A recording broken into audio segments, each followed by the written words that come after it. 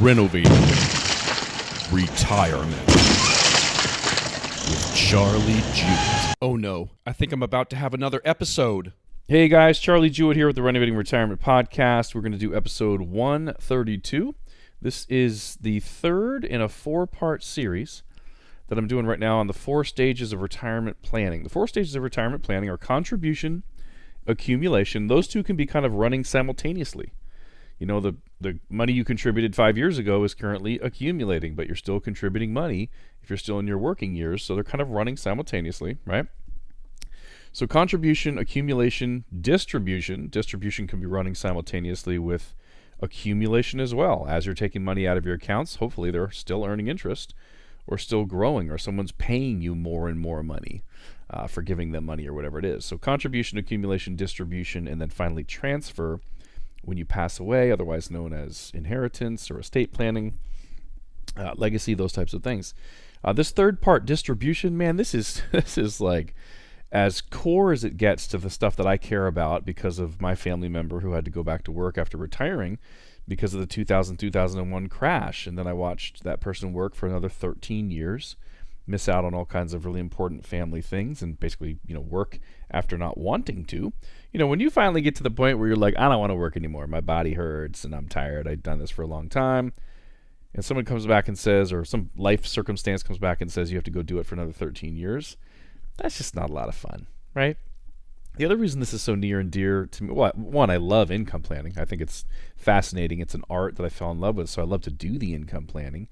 I think we're the best at it in the entire country. I'm sure that my advisor friends would argue with me, but income plans are pretty easy to compare. It's, who's giving you the most income on a guaranteed basis. Gambling doesn't really have a place in income planning, although that's what most people do. That's why I started the podcast, to try to change this industry, because what most people do is dangerous and based on false information, or sometimes just outright lies and deception. So income planning is near and dear to my heart because of a family member, because I love it. I find it fun and enjoyable. Plus, it's measurable. You can actually compare two plans. How do you compare two money managers?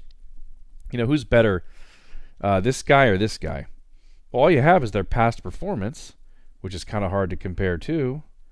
And then you have no idea what they're going to do in the future. So it's all just gambling. But the other reason I really like income planning is because this is the core of retirement. Retirement is about the replacement of income. Remember, you have 3 types of money while you're working: in-case accounts, income accounts, and increase accounts. What are in-case accounts? It's rainy day fund, emergency fund, right? What's your income? Paycheck. Sometimes I call in-case account, income account, and increase account. Sometimes I say piggy banks, paychecks, and potential. So you have an emergency fund, you got a paycheck, and you have money you're setting aside to try to grow it so that one day you can retire. Well, that's in case something happens, income, your paycheck, and increase, your growth money. All I'm saying, like if you took every single podcast, this is number 132, if you took the 60 or 70 hours of me rambling and going absolutely berserk on this industry and trying to teach you guys everything you know to protect yourselves, get you to and through retirement, and have the best retirement possible, if you really wanted to sum it all up, you could sum it up and say that one day your income's going to go away. That's called retirement. You go into 30, 40 years of unemployment. You might have a stipend from Social Security. You might have a pension. Matter of fact, some people, very few, but some people have a pension high enough to pay all their bills, so they actually don't need an income account. But for the vast majority of the people that I've met, and from talking to other advisors, the vast majority of the people that they've met, most people need an income when they stop working. So the entire industry, whether you want to call it financial services, financial planning, retirement planning, whatever you want to call it, the entire thing is about paycheck replacement. It's about purchasing a paycheck, and that's what we're going to be talking about today, the different ways that you can try to handle income, or what's called distribution, distributing your money back to you. Okay? First and foremost, how in the world do you know when you have enough money to retire? I see this question on Quora from time to time. So you're working, you're doing your thing, you've saved up some money, whatever. Let's say you saved up like $700,000. You're talking to your friends, and you're like, I'm kind of tired. I'm tired of working. I want to quit. I just want to play golf and hang out with my friends and watch TV and take some cooking classes and go on more dates with my spouse. And so you say, well, do I have enough money? You have $700,000. Is that enough? Or do you need to get to $800,000? Or do you need to get to 900,000? I'm going to tell you something. It's not popular, but popularity means nothing in the world of truth. 2 plus 2 is always 4. If we found an entire country that believed that 2 plus 2 was 5, the popularity of that belief there would not change anything about the facts that 2 plus 2 is 4. Financial services is exactly the same. How much money is enough to retire? The thing I'm going to tell you that's just like 2 plus 2 is 4 that no one can argue with is this. If your money is in stocks, bonds, and mutual funds, actually, let me clarify that. If you're going to leave your money in stocks, bonds, and mutual funds, or some sort of variable annuity or something that can go up or down after you retire, you can never know if you have enough money to retire. Now, why is that? Because everything is a variable. I did an entire episode called Not That Kind of Depends. Depends might be a giant part of your retirement plan or the end of your life, but not that kind of depends. Not the kind of depends is like, what can my income be? Well, it depends on market performance. How long is my income going to last? Well, it depends on market performance. Is my spouse going to be okay if I die at age 83? I don't know. It depends on market performance. Will there be money for long-term care? It depends on market. Guys, that doesn't work. All variables, all gambling may have helped you accumulate assets at this point in your life, and that's fine, even though the stock market from 2000 to 2018 only made 2.8 to 4.8% if you were not paying fees. The 4.8 is if you were getting all the dividends. It hasn't done great, but maybe you've somehow accumulated enough assets using this gambling strategy, and if so, congratulations. You could have had a lot more using my strategies, but congratulations for what you've done, because that's all we can ever do is make decisions, own them, and then move on from there and make better decisions, right? Make adjustments.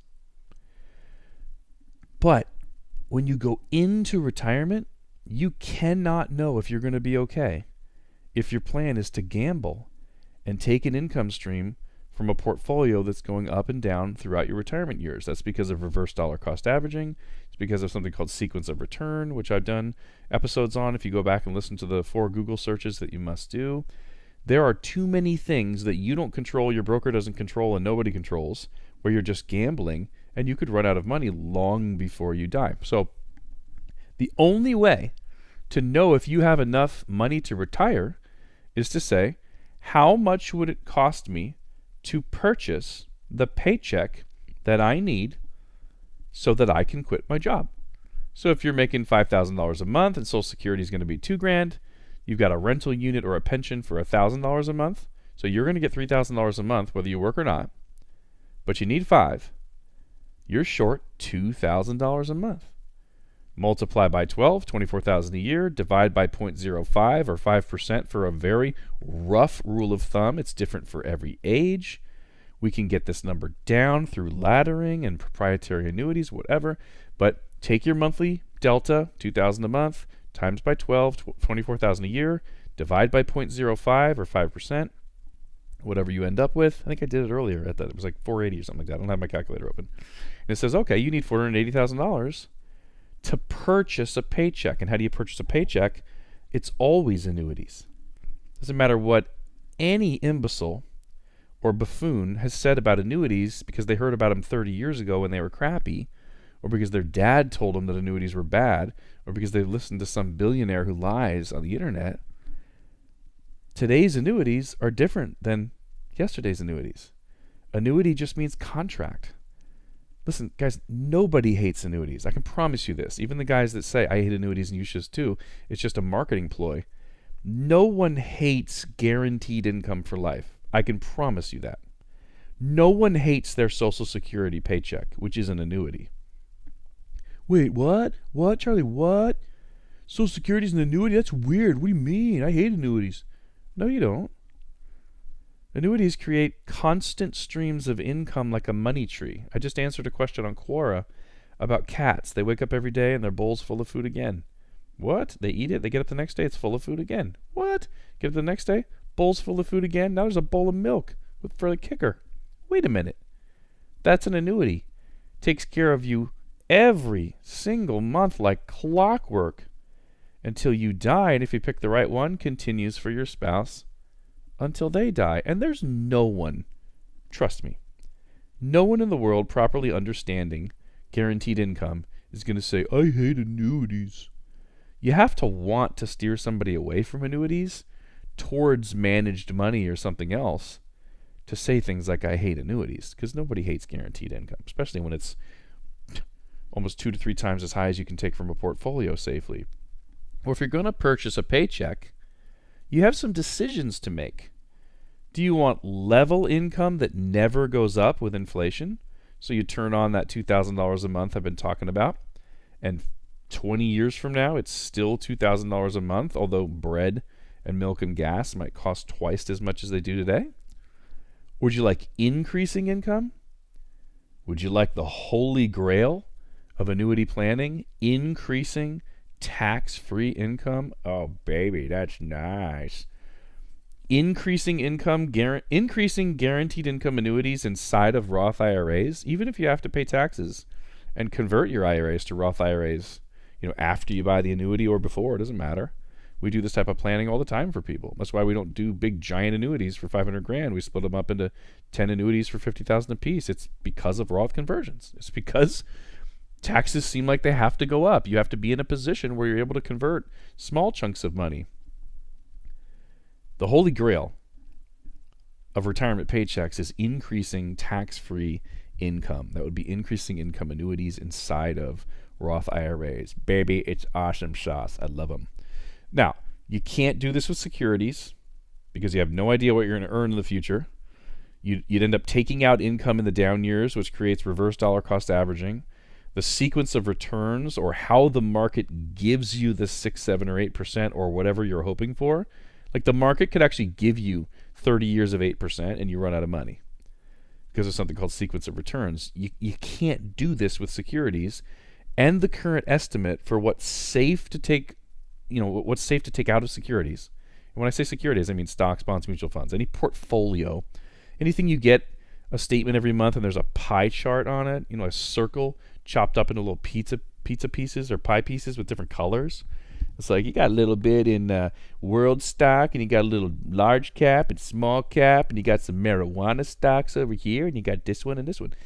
That whole asset allocation model cannot safely do income. There's no money manager in the country willing to debate me on this. After 2.5 years of being obnoxious, actually 2 years, 9 months now, of being obnoxiously in their face, no one will even try because they know they're wrong. Their entire job is to get people to gamble and pay them a fee for letting them gamble for you.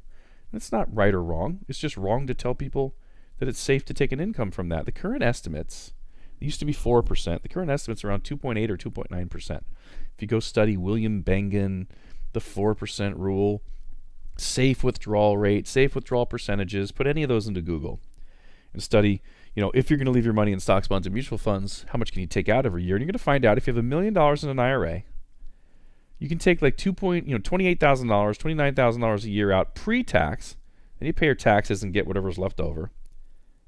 So you're a millionaire. $1 million in an IRA. You did an incredible job saving and accumulating. And then you're rewarded with $28,000 to $29,000 a year of taxable income, which, by the way, depending on your other provisional income, could trigger taxes on your Social Security. That's called the Tax Torpedo. I did an episode on that. And that's to run out of money on the day you die. No money for long-term care, no inheritance, just barely make it. If you're a millionaire, you can have $28,000 to $29,000. That doesn't get me excited in the slightest. I'm 46 years old and don't have a single penny in a stock, a bond, or a mutual fund because they've failed for the last 2 decades. The returns are pathetic, and the people that offer them are criminals. Most of the money managers I know are absolutely criminals committing malpractice. But it's allowed in this industry, and so they're allowed to continue to do it. The biggest organizations in this industry that have trillions have disclosures that say we are not going to do what is best for you. I can show them to you. It's called revenue sharing agreements. If you're with one of the big Edward Morgan Lynch companies, I can show you their revenue sharing agreement. I'm going to do a podcast episode on it. I've been researching them even deeper than I have before. The language is very clear. We are not going to do what is best for you. We do not have a fiduciary responsibility. all we have to do is jam you into crap that's suitable, and our agents who work for us, not you, are influenced by the people we let them be trained by. And we are going to bring in representatives only from the companies that give us the biggest kickbacks. They're allowed to buy our agents lunch. They're allowed to pay for their marketing. And we're going to steer you. We will not do what is best for you. We are going to steer you into the mutual funds that are best for our big giant corporation. We will hurt you to make money. It's basically what the revenue sharing agreement says. I'm not sure how anybody listening to this show still has any money with any broker with all the offers I've made you guys, with all the information I've given you. If you had an airline you were considering flying, and they're like, oh yeah, man, like 80% of our planes go down. We're not going to put you on the healthiest plane. We're going to put you on whichever one flies the cheapest. For us, one of them doesn't use very much gas because most of the engines are out. It's only got one working engine. We're going to go ahead and put everybody on that one. There's no way. There's not a single soul that would get on. But a completely failed industry that has lied for multiple decades about rate of return and now has crappy returns for 18 years and has disclosures that say we're going to do what's not good for you. And still they have $1 trillion under management. The other ones have 4, 5, 6, $100 billion under management. Some giant percentage of all the money in the world inside of mutual funds, where there's no business having money in mutual funds once you have over $25,000 or $50,000, because you could diversify on your own and you can afford a money manager who might actually be good. Anyway, let me move on from that. Can't be done with securities. Let's talk about the truth about annuities, guys. Annuities used to be, I understand, and you should understand too, why there's so much bad press on Google about annuities. Just go to any search engine. I'm not afraid of this. I'm not afraid you're going to listen to me say annuities are good and then go find the, quote, truth on Google. I'm not afraid of that in the slightest. I'll point you to the naysayers about annuities, who have all refused to debate me, by the way, and just say, here's what they say. This one's a lie. This one's talking about variable annuities only, but hiding the fact by not using the word variable. This one's talking about a single premium immediate annuity, where you actually turn over all of your money to the insurance company. You forfeit all of it. You don't even have any money anymore in exchange for a paycheck.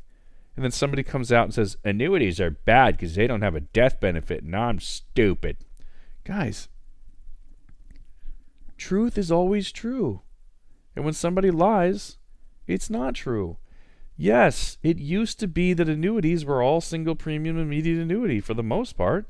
The available annuities was you surrender all your money to the insurance company in exchange for a paycheck.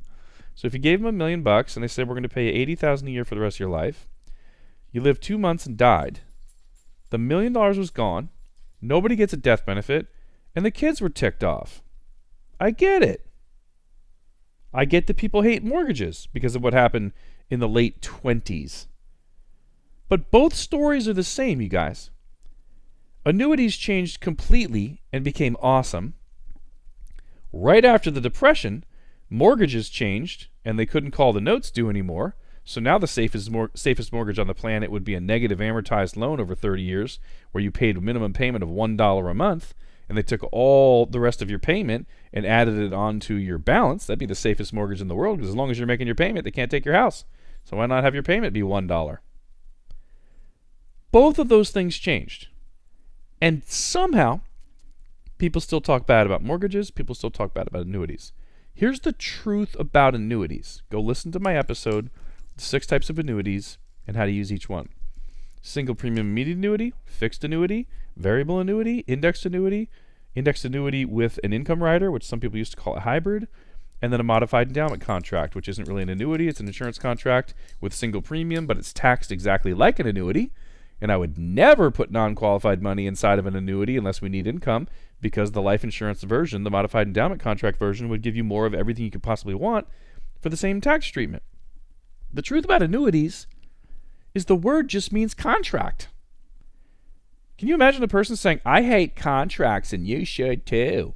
I hate vegetables and you should too. I hate tools and you should too. Why would anybody hate tools? Just use the right tool for the right job. Why would anybody hate annuities? Just use an annuity. If the problem your client has, or if you're the listener, use an annuity. If you have a problem where an annuity solves it better than anything else in the world. Ding, ding, ding, ding, ding. The need for a paycheck? Yes, there's growth annuities. I'm not going to talk about those on this podcast. There's growth annuities that made like double or triple what the market paid over the last 18 years with no fees and no risk of losses. And yet somehow people left their money in the market. I don't even want to talk about those because we're talking about distribution. Taking an income from whatever nest egg you've saved up. The truth about annuities is the income's going to be, double what you can take from a portfolio. So instead of 2.8, you're going to be more like 5.5 or 6 probably. It's going to be guaranteed. And then people say, well, it's really not guaranteed. It's just guaranteed against the strength of the insurance company. Okay. I challenge the entire listener base to go find any insurance company that sold indexed annuities or even SPIAs, even single premium immediate annuities, and then went out of business and then didn't make their payments. Go at it, guys. Go find a single insurance company in 200 years that did not pay their annuity payments. Because I don't know why we're trying to protect ourselves against things that have never happened instead of protecting ourselves against things that have happened over and over and over again. 14 years of listening to people say, I don't know if I want to transfer that much money to an insurance company because they may be the first ones in all of history to go out of business. So I'm going to leave it in the market where 2 out of every 10 years for the last whatever decades, I lose a whole bunch of money. Wait, what? I'm going to try to avoid something that's never happened to keep the risk of something that's consistently happened over and over and over again and just let myself suffer because of what reason? Doesn't make any sense to me. The truth about annuities is this.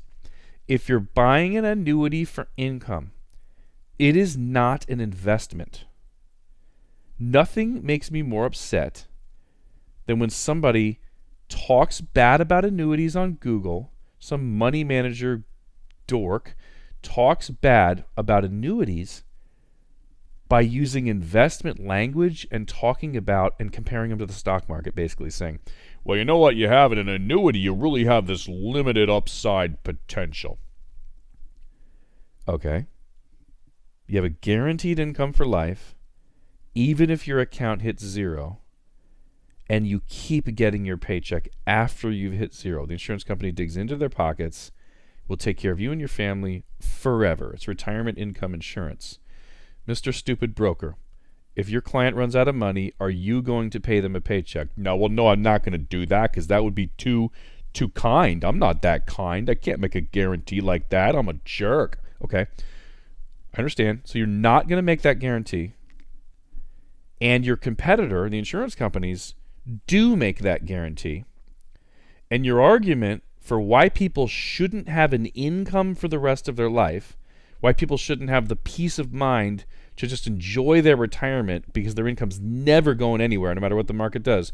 Your argument for why they shouldn't enjoy that magical life of having a money tree is less upside potential.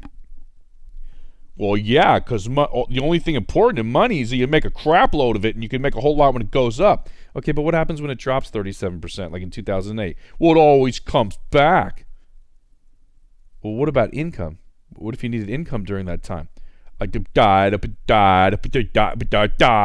want to play golf? Guys, do you own a car? I can't see you, and you can't respond. But I've asked roomfuls of 300 people this. I say, how many people own a car? All these hands go up. All right, put your hands down. How many people think a car is an incredible investment, meaning 5 years from now, you can sell it and make a huge profit, so it's going to appreciate.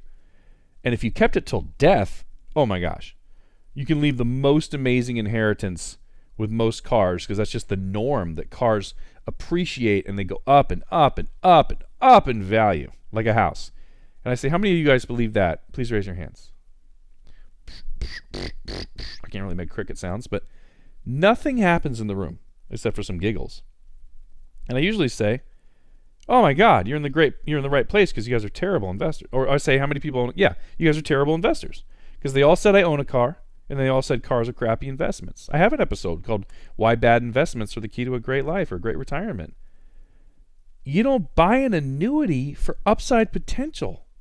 You don't buy an annuity, and I'm talking about income annuities. You don't buy an annuity because it's going to appreciate. You buy an annuity because there's only 3 incredible things that can happen. You get an income for life and run out of money, but you keep getting your income. So let's say you're 87, your account hits 0, you were taking $2,000 a month, and from 87 to 93, you still get $2,000 a month. So every other investment on the planet would have run out of money too, but then you'd be out of income. But in the annuity, you got the income until you died. That's an amazing thing. All right, that's the running out of money. That's one of the 3 things that can happen. What's one of the other 3 things that can happen? You put in $500,000. You're taking this amazing $2,000 a month income. You die at 93 or whatever age I said. And there's exactly $500,000 in there. What the heck? Somehow the earnings behind the scene, which might be, 50% of the up moves of the market, and when the market goes down, you don't lose any. Maybe a 1% fee for the income rider, for the insurance company to carry all the risk of paying you an income if you run out of money. So basically, your kids, whoever you're leaving the money to, are paying the 1% fee. It's not coming out of your income. It's coming out of an account that only affects somebody when you die. It affects how much is left over the account value. So your $500,000 made enough interest to pay your income and to cover the 1% fee. It's worth exactly $500,000 when you die. Go figure. Never happens. Right? It's either a little more or a little less, but never happens. But that could happen. So you either have less than you put in or run out of money, or you have exactly what you put in, or you probably guessed it. What's the third option?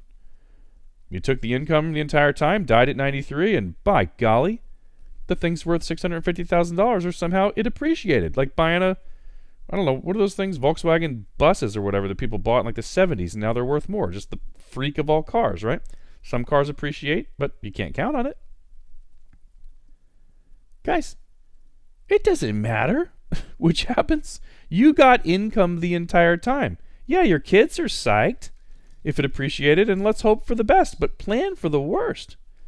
Every other investment, stocks, bonds, mutual funds, or whatever, every other investment you can use, when you run out of it, there's no more income. It's a money tree. You show up on the first of the month, the tree gives you $5,000. You say, thank you, tree. You go do a whole bunch of fun things with your family and buy a bunch of stuff and go out to eat and stuff. You run out of money on the 31st. Go, darn it all, I need more. You show up, the tree gives you more money. You're like, I love this tree. And you become a tree hugger. So if retirement planning is all about income, I have a question for you. Say you're 65, you're going to retire, and you need $3,000 a month to maintain your current lifestyle, and you need it to increase with inflation, 3, 4, 5% a year, whatever. What's better for you? A big, giant account, what the joker brokers want you to do. You grew your money because you had all kinds of upside potential. It always comes back. There's never been a 10-year period where the market didn't, well, then there was from 2000 to 2010, but can we ignore that for a minute? There's never been a 10-year period where the market didn't crash. They give you the whole load of crap. And they say, what you need is high rate of return and a whole lot of money. So you retire with this giant account, and you can take a little bitty income from it. So you got $1 million a year, giving you $28,000 a year pre-tax. Is that better? Or would you prefer a small account that gave you a huge income? Now, I'm going to exaggerate it. This doesn't exist, although this is Social Security. Social Security has a 0 account and has income. But let's say somebody said, if you had $100,000, we'll pay you $50,000 a year for the rest of your life. I'm exaggerating this on purpose. You have a $100,000 account, but it can give you $50,000 a year forever. Or you have this $1 million account that can give you roughly $28,000. Do you understand what I'm saying? it's not about how much money you end up with necessarily. It's about how much income you end up with. Annuities give a higher income for way less money. And you know what that allows you to do, by the way, if you are a stock market junkie? If you're someone who listens to me and you're like, oh my God, Charlie, you don't have any money in the stock market, I'd be so bored. I understand. Not everybody has to, I'm bored by the stock market, but there's people that understand how to use it and they dig it. They like looking at it every day. I day traded for 2.5 years. I understand. What buying an annuity allows you to do, if you have $1 million and you buy an annuity with like $450,000 of it, you've got $550,000 left over that literally you could lose all of it and still pay your bills. Do you understand? It is the purchase of the annuity that gives you the only money that should ever go into the stock market anyway? Don't they say on all the prospecti, doesn't it say on all the investments you ever buy, don't put money in this that you can't afford to lose? And you're like, well, okay, let's just put my entire life savings in there and hope for the best. And it's really not you saying that. It's your broker doing that to you. You can't put money in. You shouldn't put money in that you can't afford to lose. When you buy the annuity first, all the money in your life you can afford to lose because the annuity pays all your bills and hopefully increases with inflation. It's beautiful.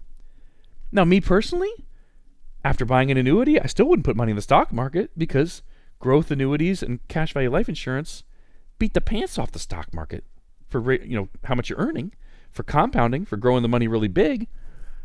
All I'm telling you is if you love trading, buy your annuity, set it and forget it, buy your paycheck, purchase your paycheck, and then pick an amount, 100 grand, 200 grand, whatever, pick the amount you want to play with in the market, knowing that you're probably going to underperform the other strategies you could have used. Do it for emotional reasons because it's failed financially over the last 2 decades. Does that make sense? I know you can't respond, but I hope that makes sense to you. So it's about income. Okay, what about running out of money? Withdrawal rates, we talked a little bit about it. There's a guy named William Bengen, used to be 4%, now it's down to 2.8%.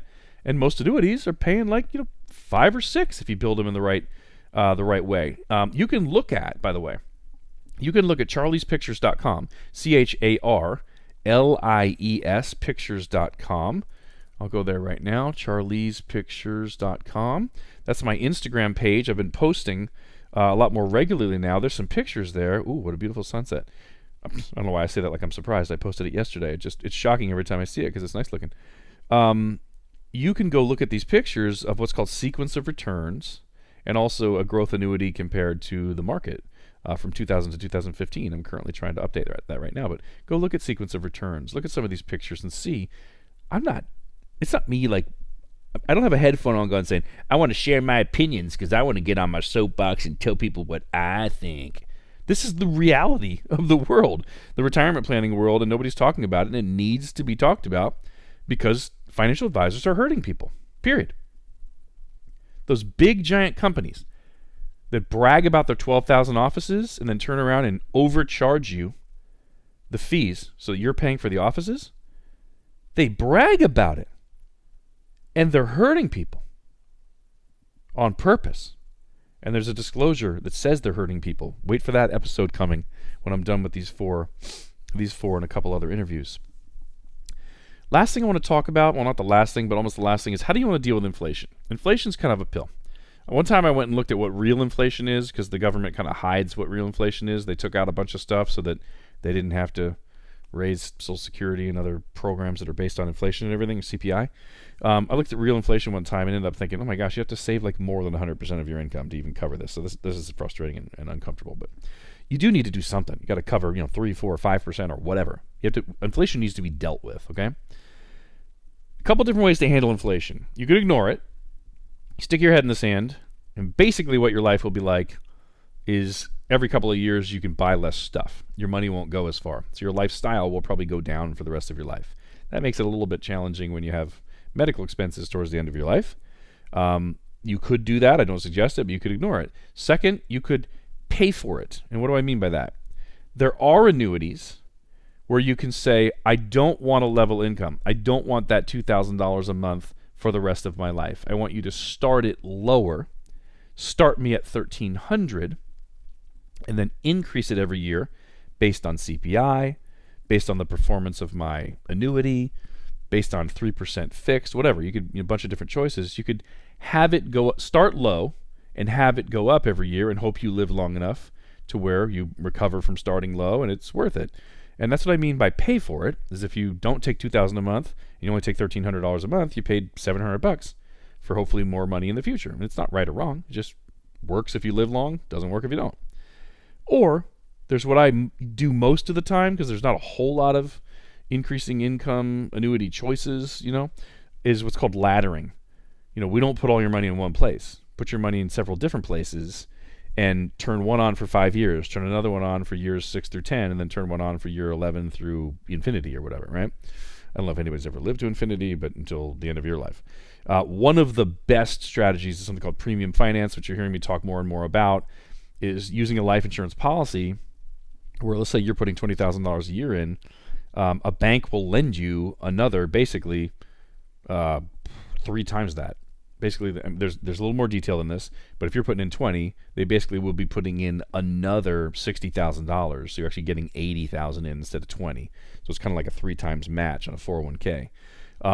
You can't touch it for 15 years, which makes it a really, really good end of a ladder. So if we cover the first 15 years, something covers year 1 through 5, something covers 6 through 10, something covers 11 through 14, then all of a sudden, bam, the premium finance turns on this ripping high tax-free income at the end of life when inflation is the highest and things are the most expensive and you have the most medical bills. You turn on this ripping high tax-free income. So laddering, or splitting money up into pieces, is something that you will definitely see if you're working with my team. And how to get in touch with us, charlie@jewettwealth.com, CHARLIE @JEWETTwealth.com, or 888-285-2268. If you missed those, I don't know if you noticed on your podcast app, there's usually a button, usually bottom left, that says, it's like a little circle with an arrow pointing to the left that says 10 or 15 or 30. That means go back 10 seconds or go back 15 seconds or go back 30 seconds. Just hit that a couple times, and you can listen to the email and the phone number again. And the only other thing I want to say in this podcast episode, because it doesn't really fit in distribution or necessarily in transfer, the next podcast, because transfer is after you've died, so it has to fit in here, kind of at the end of distribution, is long-term care. Long-term care is when you can't do 2 of the 6 activities of daily living. So you can't toilet by yourself, you can't feed yourself, you can't transport yourself around, things like that. And it's called long-term care because you typically go into a nursing home or hospital, or somebody comes into your home and cares for you for 2-3 years or whatever. This is kind of end-of-life stuff when your body's breaking down and you're fading out. And fading out instead of dropping dead is a very, very expensive reality in the world. I don't dislike it. It gives 2 or 3 more years of experiences with our loved ones, which are beautiful. It's just expensive, period. It's like, $6,000, $8,000, $10,000, $12,000 a month, depending on where you live. And that needs to be planned for in your distribution. Does that make sense? So you can either self-fund, just go, if it happens, I'll pay for it. You'll run out of money very, very quickly, end up at a Medi-Cal facility or Medicare facility. I guess not everybody lives in California, Charlie. You end up at a Medicare facility, kind of bottom of the barrel, sharing a half room with somebody else who's suffering. Not a great way to go out. Or you can buy long-term care insurance, which is super expensive. They can raise the premiums on you. You don't even know if you're going to use it. If you don't use it, you lose it for the most part. Or you can do more of what we do, use annuities that double your income for 5 years. If you do happen to go into a nursing home or need to bring somebody into your house, use accelerated death benefit cash value life insurance, where if you're putting, $20,000 a year in and somebody's matching it, so you're getting more like $80,000, and the death benefit, instead of being, $300,000, is going to be like $1.2 million, and then use a company that says, but if you go into a nursing home, we'll give you the $1.2 million to spend on your medical care, instead of you just only being able to spend your own money that you put in. Those are all creative strategies that we use to cover this long-term care and make sure that it doesn't just, you don't end up in a Medicare facility and it doesn't just steal the inheritance from your kids or the charities that you want to leave the money to. So distribution, probably my favorite of all 4 of these. I love distribution. I think retirement planning is about income planning. Very, very important. Listen again if you didn't get it all. Get in touch, charlie@jewettwealth.com or 888-285-2268 if we can help you in any way to optimize your retirement. Most people, by the way, if we look at their current income plan, or one suggested by another advisor, we're able to instantly give them 10 to 30% more income. And don't choke on your fettuccine compliance, guys, because we have all those comparisons for the people that we've met, and it just has nothing to do with like me exaggerating rate of return or whatever. I'm with a group that has proprietary annuities, so other people aren't allowed to have them. That's one piece. We do laddering, and when somebody doesn't do laddering, and all you do is take the exact same products that they were going to use and split them up into a little bit of laddering, that alone increases the income 10 to 15%. And then we have other creative things we do, like the use of life insurance to eliminate taxes, and that can have a significant effect on increasing your income if all of a sudden you're keeping your entire paycheck instead of only the after-tax portion of it. Doesn't that make sense? Or the tax planning that we do that lowers the taxes on your Social Security or on your IRA distributions. So this is something we're very, very good at. Get in touch, charlie@jewettwealth.com or 888-285-2268. And we hope to talk to you soon because you people are the best. Renovating Retirement with Charlie Jewett. That's all, folks.